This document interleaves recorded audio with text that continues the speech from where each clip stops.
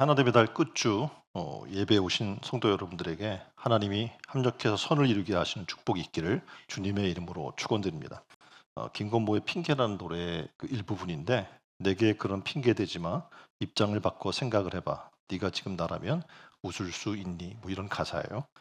그러니까 입장과 처지를 바꾸어 놓으면 생각해봐요. 누가 여러분이 걸어가다가 넘어졌어요. 웃을 수 있어요? 예? 근데 웃는단 말이에요, 사람들이요. 근데 입장과 처지를 바꿔보면 그럴 수 없는 거예요. 입장이나 처지를 바꾸어 놓고 생각해 본다는 의미의 역지사지 그림에 나와 있는데 상대방에 대한 배려의 자세이고 그리고 상생의 정신입니다. 오늘날 역지사지에 다시 말해서 입장을 바꿔 생각해 봐야 할 그런 많은 상황들이 우리 가운데 있습니다. 뭐 예를 들면 지금 정치적으로 보면 진보와 보수가 있겠죠. 서로 입장 바꿔 생각해 본다면 싸울 수 있어요? 싸울 수 없어요. 뭐 여러분이 알고 있는 여당과 야당 상생해야 되는 거예요. 근데 입장 바꿔보면 충분히 할 수 있는 일인데 그렇지 못하고 있습니다. 또 우리가 다수의 행포라는 것이 또 있어요. 왜냐하면 다 숫자가 많으면 소수의 의견이 무시되는 그런 상황들이 있습니다. 근데 입장을 바꿔보면 또 그렇지 않아요. 사용자와 노동자, 갑과 을, 그리고 승자와 패자, 부자와 가난한 자, 선생과 학생, 남자와 여자. 그래서 어떻게 보면 남성과 여성이 여러분이 알고 있는 것처럼 사고나 생각의 많은 부분들이 다를 수밖에 없어요. 뭐 신체적으로나 또 여러 가지로. 그렇다면 입장을 바꿔 생각하면 부부가 싸울 일도 많이 없을 겁니다. 그렇겠죠. 근데 입장을 바꾸지 않아요. 내국인과 외국인도 마찬가지죠. 또 계층의 부류와 다양한 인간관계 속에서 입장을 바꿔보지 아니하면 수많은 갈등과 반목이 생겨날 수밖에 없고 만일 입장을 바꿔보면 이런 반복을 해결할 유용한 열쇠가 되는 겁니다. 서로 상대방의 입장에 되어보면 지금 상대가 왜 저럴까? 라고 이해가 좀 될 거예요. 그리고 그렇다면 필요한, 불필요한 그런 오해나 갈등 이런 것들이 해소될 줄 믿습니다. 그림 보면 이런 말이 있어요. 기소불욕, 물시어인이란 말이 있습니다. 이 말은 뭐냐면 공자의 제자인 자공이 공자에게 질문을 합니다. 평생을 두고 실천할 만한 그런 한마디의 말을 좀 가르쳐 주십시오. 그런 게 있겠습니까? 라고 질문하니까 공자가 이런 이야기를 합니다. 지금 얘기한 것처럼 기소불욕, 물시어인. 자기가 원하지 않는 일을 남에게 시키지 말라. 무슨 말입니까? 입장 바꿔 생각해 보면 내가 원하지 않는 일을 그 누구에게 시킬 수 있겠느냐라는 그런 얘기입니다. 입장을 바꾼다는 건요. 내가 옳고 상대방이 틀렸다는 것을 입증하려는 목적이 아닙니다. 그러니까 상대의 옳음을 발견하기 위한 것이어야 된다는 것을 얘기해주고 있어요. 그러니까 상대방의 눈에 비친 나를 보기 위한 것이고 상대방의 주장에 공감하기 위한 내 마음의 주장 준비 과정이라고 얘기할 수 있을 겁니다. 그렇다면 우리는 상대방은 나를 이해해 주기를 바라요. 입장을 바꿔서. 근데 나는 상대를 이해하려고 하는 생각을 왜 하지 않을까요? 사회 심리학의 그림 보면 어떤 개념이 있냐면 근본적 귀인 오류라고 하는 개념이 있습니다. 이 말은 뭐냐면 내 행동에 대해서는요 환경 탓을 해요. 지금 우리 가정이 그래서 그래, 뭐 지금 경제적 형편이 그래서 그래, 내가 지금 상황이 이래서 그래라고 수많은 환경 탓으로 자신이 지금 못하고 있는 이유를 설명할 수 있습니다. 근데 다른 사람이 그럴 때는 야, 저 사람이 성격이 게을러서 그래. 그래서 저 사람이 성격 탓이야라고 간주하는 그런 경향을 얘기합니다. 그러니까 근본적인 이유는 거의 모든 사람이 다 이런 오류에 빠지기 때문에 그렇습니다. 그래서 어떤 상황을 바라볼 때 내가 하면 로맨스이고 남이 하면 불륜이라는 논리도 이와 같이 비슷합니다. 우리는 우리 나름대로 상대방을 이해하려고 굉장히 노력을 합니다. 근데 문제는 뭐냐면 이해가 아니라 오해에 가깝기 때문에 문제가 생긴다는 겁니다. 다시 말하면 입장을 바꿔 생각해 볼 그런 내가 의사가 없는 게 아니에요. 이미 우리는 입장을 바꿔 생각해 봤다고 착각할 뿐입니다. 다들 한 번씩은 겪는 청소년기가 있어요. 그렇죠? 청소년기를 거치지 않고 뛰어넘은 사람 없잖아요. 그런데 우리가 어른이 되면 이 청소년 때를 우리도 거쳐서 그런 시기를 거쳐왔음에도 불구하고 그것에 대해서 몰이해를 갖고 있는 것을 우리는 발견할 수 있다는 겁니다. 분명히 선생들도요. 학생 시대를 거쳐왔을 겁니다. 그렇겠죠?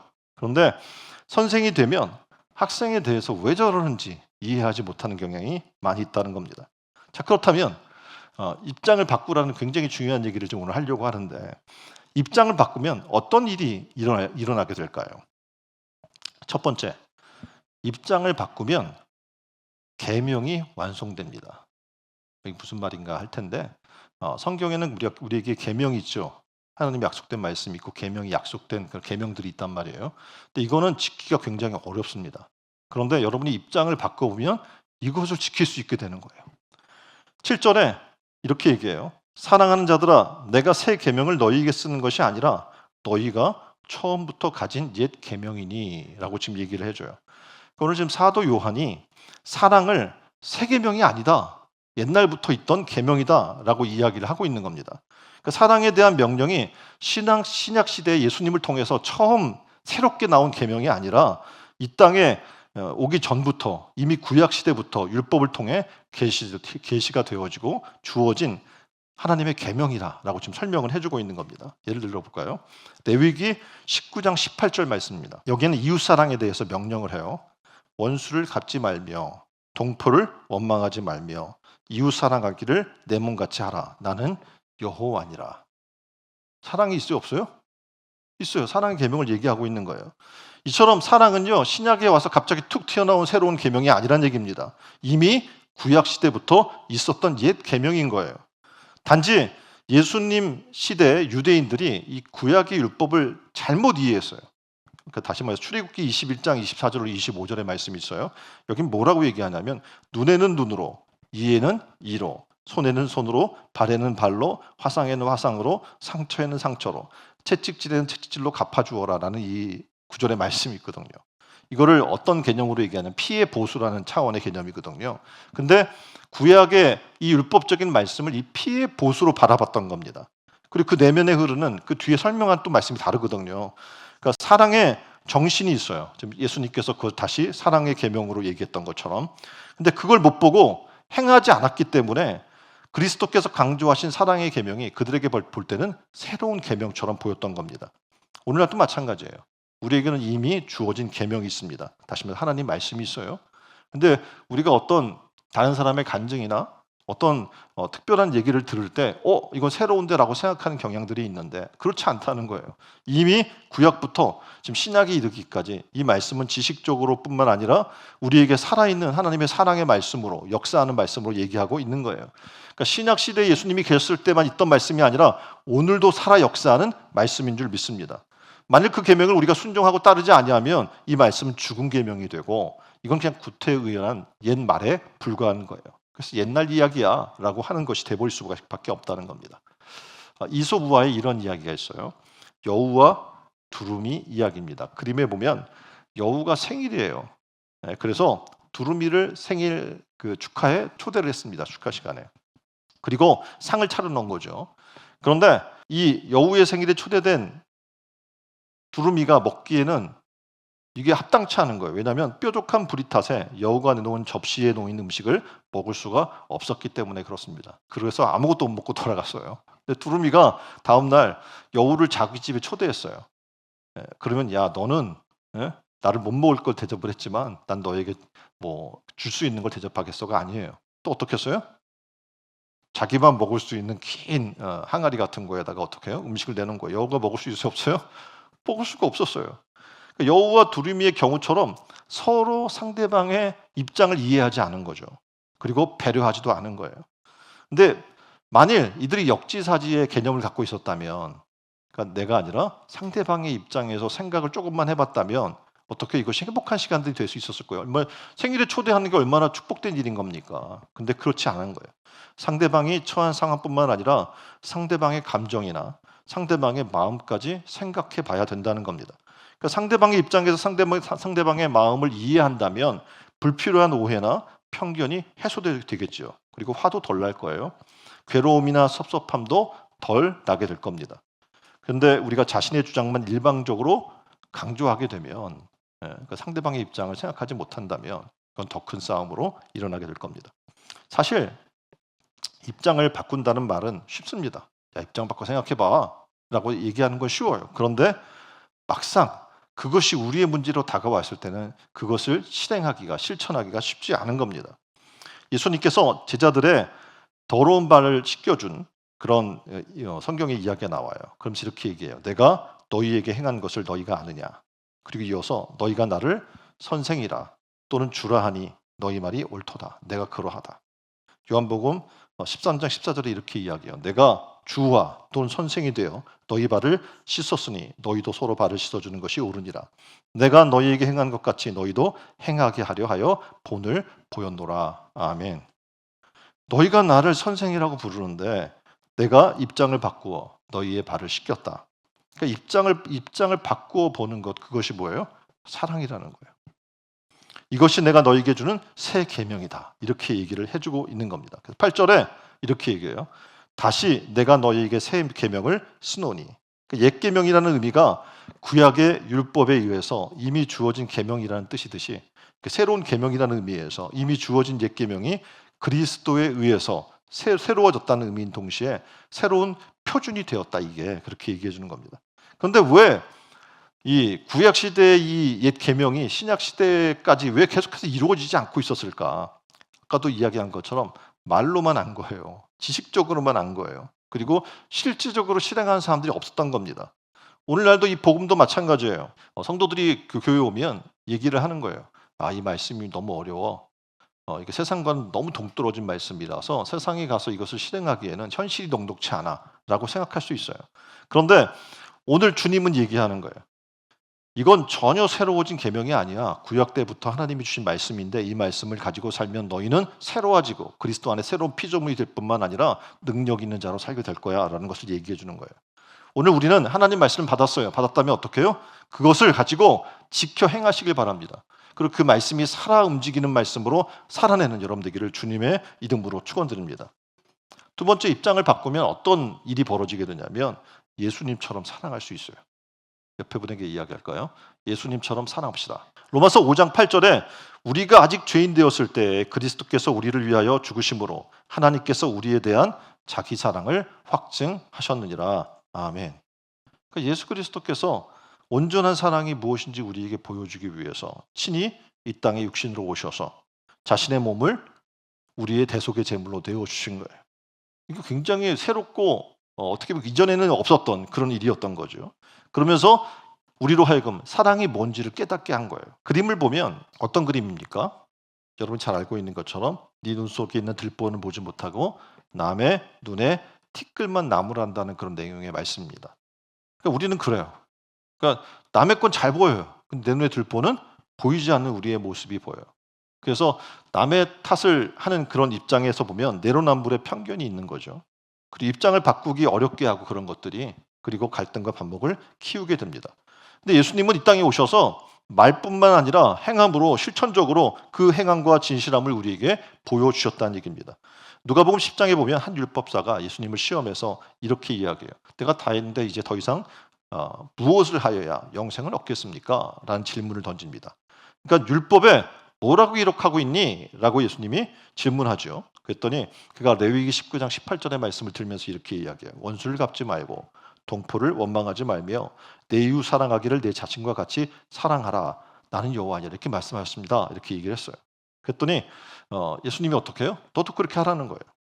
내 이웃을 내 자신같이 사랑하라 이 말씀의 초점이 어디 있습니까? 내 자신, 여기에 있습니다. 내 자신을 사랑하는 만큼 내 이웃을 사랑하라 이렇게 얘기해주고 있는 거죠. 그런데 이게 안 돼요. 왜냐하면 자기를 사랑하는 사람조차도 드물어요. 여러분 옆에 분에게 물어보세요. 당신을 사랑하십니까? 예? 우리가 우리 자신을 사랑해요? 우리는 우리 자신을 사랑하지 못하고 우리 자신을 미워할 경우가 많아요. 그래서 자기의 모습을 보고도 얘기하는 거죠. 왜 날 이렇게 낳았어요? 부모에게 원망하는 거예요. 그러니까 마음에 안 드는 거예요. 자기의 모습이. 또 자기의 지혜가 부족하면 얘기하는 거죠. 야, 너 공부 열심히 해서 성공해야지 얘기하면 나 엄마 닮아서 아빠 닮아서 머리가 그런 걸 어떻게 유전자 쪽으로 뭐 이렇게 이야기를 한단 말이에요. 그러니까 자기를 사랑하지 않아요. 날 때부터 부자인 사람을 부러워요. 옆에 사람을 보니까 저 사람은 날 때부터 부자야. 나는 죽으라고 고생을 해도 올라가기 힘든 그런 삶을 보면서 원망하게 되는 거죠. 다시 말해서 자신의 부족함까지 사랑하는 사람은 찾아보기 힘들어요. 주변에. 이런 상황에서 성경은 얘기하는 거예요. 내 자신같이 너를 이웃을 사랑해. 이렇게 얘기해 주는 거죠. 예수님께 실제 어떻게 사랑해야 하는가라는 것을 이 땅에 오셔서 실질적으로 보여주셔요.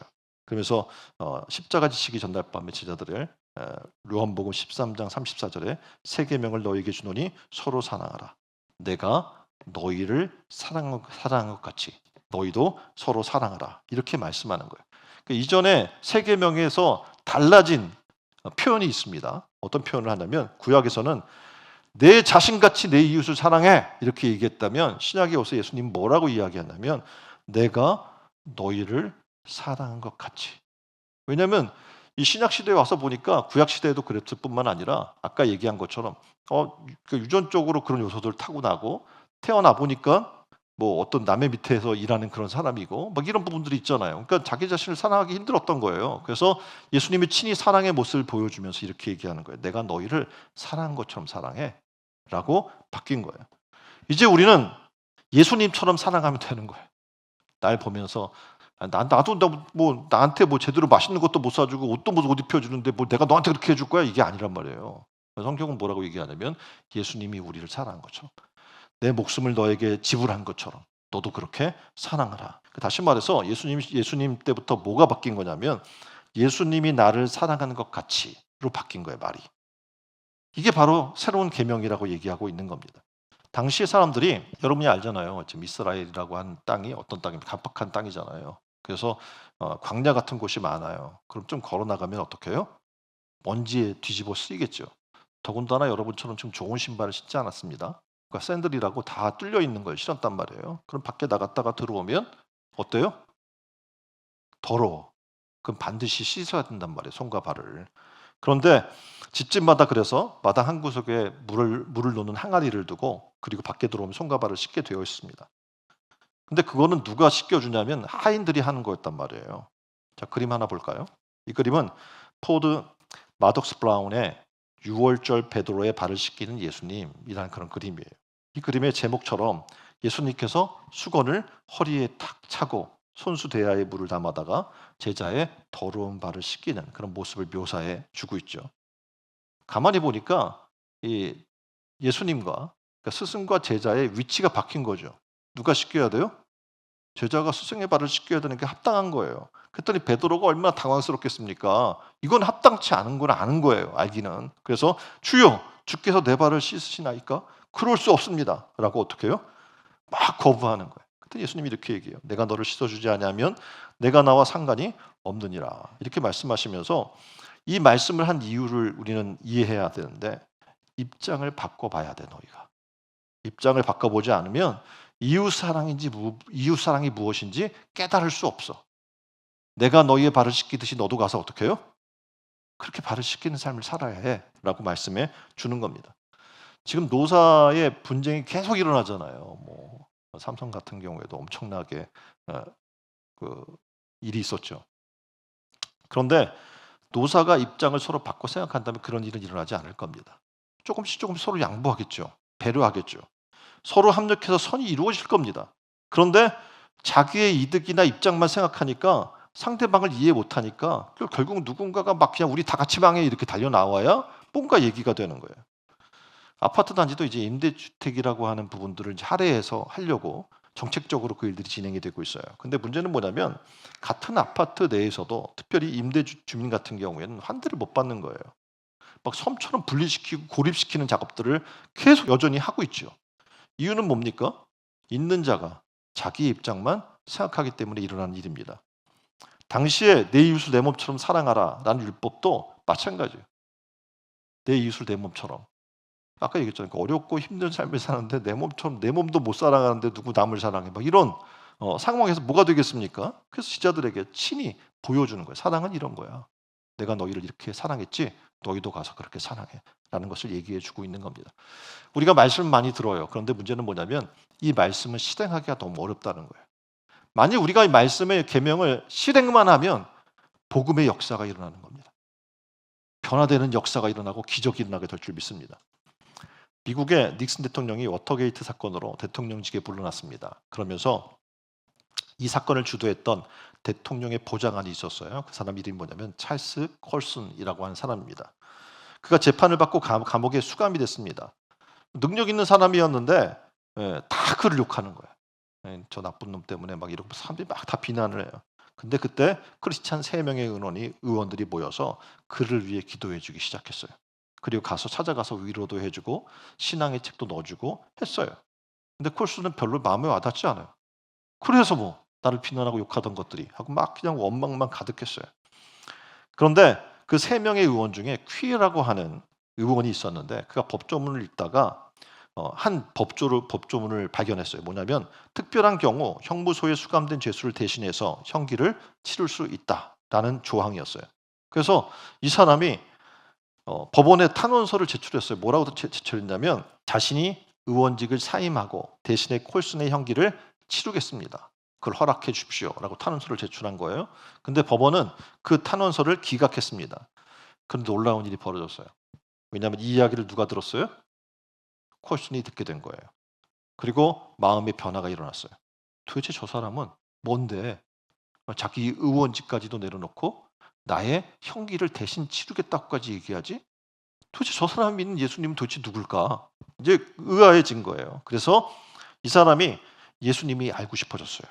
그래서 성경을 읽기 시작합니다. 그 시간이 흐르면서 그의 삶 변화가 일어나기 시작했어요. 말씀을 읽고 예수님을 만나게 됐어요. 그리고 자신도 입장을 바꾸어서 남들이 하기니까 이 감방에서 누가 청소하고 싶겠어요? 누가 빨래하고 싶겠어요? 누가 고된 일을 하고 싶겠습니까? 이미 갇혀 있는데. 근데 그 일을 스스로 하겠다고 자청에 나서면서 사람들에게 감동을 주는 거예요. 근데 감동받은 죄수들이 이 콜슨과 함께 형무소에서 모여서 기도 모임을 갖고 변화된 일들이 일어나기 시작합니다. 그리고 그가 형기 마치고 나와서 책을 하나 썼는데 거듭남이란 책입니다. 그러니까 Born Again이라고 하는 책을 썼는데 이게 베스트셀러가 됐어요. 이게 그리고 교도소 선교회를 조직해서 세계 교도소를 다니면서 선교를 하기 시작했습니다. 그래요. 이게 세계명은 이전에 없던 새 것이 아니에요. 이 세계명이라는 것은 이전에 실행되지 않았던 죽었던 그런 거예요. 그런데 이것을 순종하고 실행함으로 어떻게 살아나는 거죠. 그리스도께서 이 땅에 오셔서 세계명이라고 얘기하는 것은 예수 그리스도께서 친히 몸소 보여준 거예요. 하나님이 우리를 이처럼 사랑해. 하나님의 사랑의 계명은 이거야 라고 우리에게 보여준 거예요. 그리고 그 실천된 새로워진 계명의 특징은 뭐냐면 범위가 죄인까지 가는 거예요. 구약 시대에는 죄인에게 이 하나님의 사랑이 허용되지 않는다고 생각했거든요. 근데 죄인에까지 넓어진 거예요. 예수님의 사랑은 자신을 위하는 자들뿐만 아니라 이기적이고 이 자기의 욕심으로 그득 찬 그들까지도 또 하다못해 자신을 심지어 십자가에 못 박는 자들까지도 사랑하는 그런 깊은 사랑임을 우리에게 보여주는 겁니다. 그래서 우리도 예수님처럼 입장을 바꿔 생각해 보게 되고 예수님처럼 입장을 바꾸면 예수님처럼 사랑하게 될 줄 믿습니다. 아까 이야기한 퀴어라고 하는 의원처럼 입장을 바꿔서 여러분 같으면 하겠어요? 내가 의원인데 의원직을 내려놓고 저 사람을 형기를 대셔주고 저 사람이 구원받기를 원해요. 이거 할 수 있겠어요? 근데 예수님처럼 한 거예요. 그때 놀라운 변화가 일어나게 된 겁니다. 우리 모두도 예수님처럼 사랑하게 되기를 주님의 이름으로 축원드립니다. 자, 세 번째, 입장을 바꾸면 그때야 내가 바뀌어요. 그러니까 우리가 교회 다니면서도 여전해요. 저 사람은 왜 저래? 하고 비판하고 판단하고 정죄하는 일을 멈추지 않습니다. 근데 만일 우리가 입장을 바꾸면 내가 바뀌기 시작하는 거예요. 8절에 새 계명을 쓰노니 그에게와 너희에게도 참된 것이라. 이는 어둠이 지나가고 참빛이 벌써 비춤이라. 아멘. 입장을 바꾸면 어둠이 지나가고 참빛의 삶이 시작됨을 얘기해 주는 겁니다. 아무리 강하게 사랑을 억누르려고 해도 사랑은 그 모든 것을 극복하고 정복합니다. 자, 그림 보면 개를 훈련하는 장면이에요. 가만히 있어. 여러분 많이 하죠. 네. 멈춰. 앉아. 일어나. 둥그러. 뭐 이렇게 빵. 막 이렇게 할 거란 말이에요. 그런데 이 개를 들여왔는데 이 개가 주인의 말을 전혀 안 들어. 앉아. 그럼 가만히 멀뚱멀뚱 쳐다만 보고 있고요. 예? 뭐 누워 그래도 뭐 전혀 말을 안 들어요. 고함도 쳐보고 너 말 안 들으면 밥도 안 줘 그러고 굶겨보기도 하고 안 들어 전혀. 그래서 생각했어요. 야, 저거 종이 나쁘구나. 똥개구나. 생각하고 어떡합니까? 똥개 취급을 했어요. 그런데 아내가 얘기하는 거예요. 그러지 말고 정말 훈련시키기를 원하면 개 훈련소에 한번 데리고 가 보세요. 그 얘기했어요. 그래서 개 조련사에게 데리고 갔어요. 그랬더니 이 개 조련사가 개는 안 훈련시키고 자기를 훈련시키는 거예요. 이렇게 하세요, 저렇게 하세요 하면서 기분 나빴어요. 화가 났는데 그래도 잘 들었어. 내가 돈 주고 왔으니까. 그래서 훈련을 배웠습니다. 그리고 조련사가 자기에게 훈련시켜 준 대로 개에게 지시하기 시작했어요. 놀라운 일이 벌어집니다. 개가 말 안 듣는다고요? 말 들어요. 잘하시네. 말을 듣기 시작하는 거예요. 너무 잘 들어. 어떻게 이런 일이?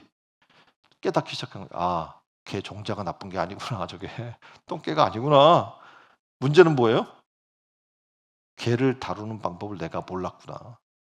내가 문제였구나를 깨달은 거예요. 우린 종종 이런 상황을 많이 부딪히게 돼요. 그 상대방이 바뀌지 않으면 저 사람의 성격이 나쁘고 저 사람의 자체가 나쁜 사람이야라고 생각을 할 수가 있어요. 그런데 상대방의 문제이기보다는 내가 바뀌지 못해서 그런 경우가 대다수예요. 부부간에 서로 마찬가지예요. 서로가 바뀌기를 원하잖아요. 저 사람이 저 TV에 나오는 어떤 배우처럼 그렇게 좀 이벤트도 해주고 나한테 잘해주고 그러길 원하잖아요. 근데 생각해 보세요. 그냥 다 그러겠어요? 만일 여러분이 아마 그 배우의 아내처럼 예쁘면 또 그렇게 해줄 수도 있어요. 근데 그렇지는 않잖아요. 그럼 어떡합니까?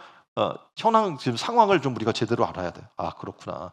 내가 바뀌면 다 바뀔 수 있는 일인데 상대방만 바뀌기를 원한다고 소리 지르고 짜증 내고 한다고 되는 게 아니라는 겁니다.' 나를 바꾸려면 어떻게 된다고요? 입장을 바꾸면 되는 거예요. 입장을 바꿔보면 되는 거예요.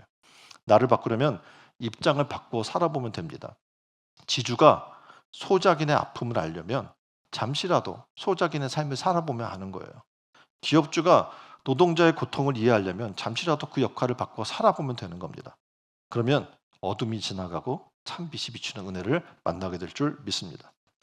바리새인들이 자랑했어요. 뭘 자랑했냐면 나는 일주일에 2번 금식하고 하나님께 11조를 드리며 라고 이런 것들을 쭉 얘기했어요. SNF라고 수도적인 삶을 살던 사람들이 있어요. 그들은 얘기했어요. 우리는 절제와 금욕 생활을 합니다. 근데 이 사람들의 문제는 뭐냐면 자신들처럼 하지 않는 사람들에 대해서 보면 어떻게 했을까요? 비판하고 정죄하고 문제 있다고 지적질하고 그런 일을 한 겁니다. 입장을 바꿔 살아보지 않은 거예요, 이들은요. 자, 미국 서부 개척 시대에 있었던 일이에요. 연마차를 타게 돼요. 자, 여기 1등석, 2등석, 3등석이 있어 보여요, 없어 보여요? 특별히 의미 없어요. 그렇죠? 그런데 1등석, 2등석, 3등석이 있었대요. 이게 그냥 갈 때는 몰라요. 차별이 없어요. 근데 마차가 달리다 구덩이에 빠지면 나타나는 거예요. 자, 1등석 티켓을 가진 사람은요. 이때 그냥 앉아 있어도 돼. 안 나가도 돼. 근데 2등표를 낸 사람은 어떡합니까? 내려야 돼요, 마차에서. 3등석을 산 사람은요. 마차에서 내려서 마부와 함께 어떡합니까? 구덩이에서 빼내는 일을 도와야 되는 거예요. 이제 그 차이가 있는 거죠. 교회 안에도요. 1등석, 2등, 3등 신자가 있는 것 같습니다. 1등 신자는요. 남들이 날 막 받아주고 섬겨주고 그러면 좋아요. 2등은 남들이 봉사헌신할 때 그냥 구경만 해요. 3등은 땀을 흘리면서 어떻게 해요? 계속 지속적으로 수고하는 사람들이에요. 누구나 다 섬김 받는 게 좋겠죠. 그걸 마다할 사람은 없습니다. 근데 우리는 누구냐라는 거예요. 교회 온 여러분 누굽니까? 제자로서 온 거예요. 누구라고요? 옆에 분에게 가르쳐 주세요. 당신은 그리스도의 제자입니다. 우린 그리스도의 제자예요. 제자는 사명을 맡은 사람들이고요. 복음을 전할 그리스도의 증인들인 줄 믿습니다. 다시 말하면 예수님과 같은 삶을 살아야 되는 거예요. 제자는요. 그러면 예수님의 입장을 가지고 사랑해야 돼. 예수님처럼 사랑해야 되고 예수님처럼 자기 자신을 내어주어야 하고 예수님처럼 어떻게 합니까? 하나님의 영광을 위해 자신의 전부를 내어놓는 삶을 살아야 되는 겁니다. 교회에서 성도의 입장이 있어요. 그것도 자기네들이 만들어낸 거죠. 야, 나는 세상 일도 해야 돼. 그리고 삶도 살아야 되고 뭐 가정도 돌봐야 되고 할 일이 많단 말이야. 내가 어떻게 와서 뭐 교회 전념해서 내가 일을 하란 말이야 라고 분명히 그런 입장이 있을 겁니다. 또 목회자도 입장이 있어요. 예수님의 제자의 삶을 가르쳐야 돼요. 그리고 말씀으로 훈련시켜서 세상에서 용사되게 한 삶을 살게 해야 돼요. 예수님은 어떻게 해요? 당연히 온 제자들이 예수님을 닮기를 원하겠죠. 그리고 우리로 하여금 예수님의 지상 명령인 땅끝까지 이르러 증인돼서 복음화하는 그 삶을 살기를 원할 겁니다. 우리는 입장을 바꿔봐야 돼요. 교회에 오면 목회자는 목회자의 일 있고 우리는 우리 일이 있어. 이게 아니에요. 목회자의 심정으로 살아야 돼요. 네. 그리고 예수님의 마음으로 사랑하고 하나님의 일에 임하는 여러분 되기를 주님의 이름으로 축원드립니다. 입장을 바꿔서 예수님의 마음, 하나님 마음 가지면 어떻게 됩니까? 천하보다 한 영혼이 귀해지는 거예요. 그러면 그렇게 한 영혼을 구하기 위해 무엇을 지불해도 아깝지 않은 삶을 살게 되는 거죠. 만일 여러분이 입장이 바뀌어서 이렇게 하나님처럼 하나님의 마음으로 천하보다 귀하게 여기고 예수님처럼 자신을 내어놓고 그렇게 살아나갈 수 있는 마음이 우리 가운데 있다면 당연히 어떻게 됩니까? 가서 전하겠죠.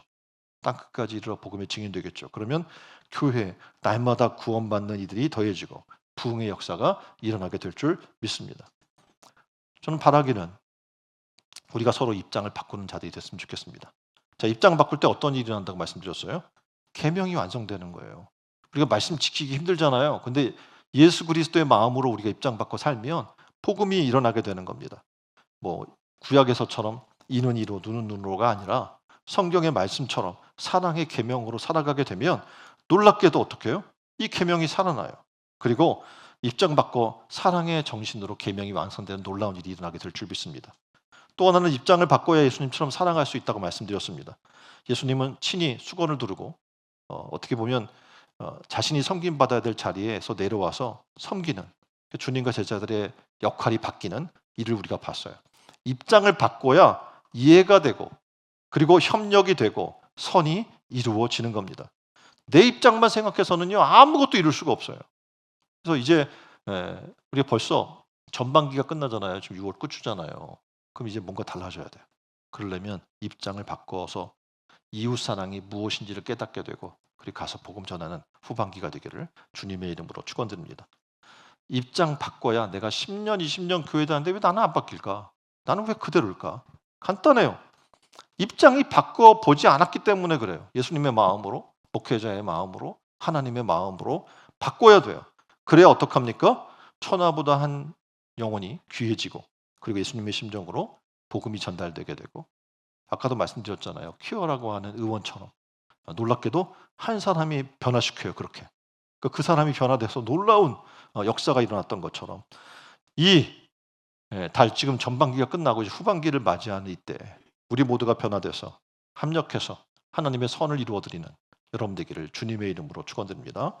이 시간 함께 기도했으면 좋겠어요. 하나님, 우리가 예수님과 같이 그런 마음 갖기를 원해요. 하나님과 같이 천하보다 한 영혼을 귀히 여기는 그런 마음을 갖기를 원해요. 우리가 그렇게 해서 이웃사랑이 무엇인지를 깨달아서 후반기에는 복음을 정말 전달해서 천하보다 이 귀한 영혼들이 날마다 구원받는 놀라운 일이 일어나게 해주세요. 우리를 그 일에 사용해 주세요. 다 같이 한 목소리로 기도하겠습니다. 기도하겠습니다.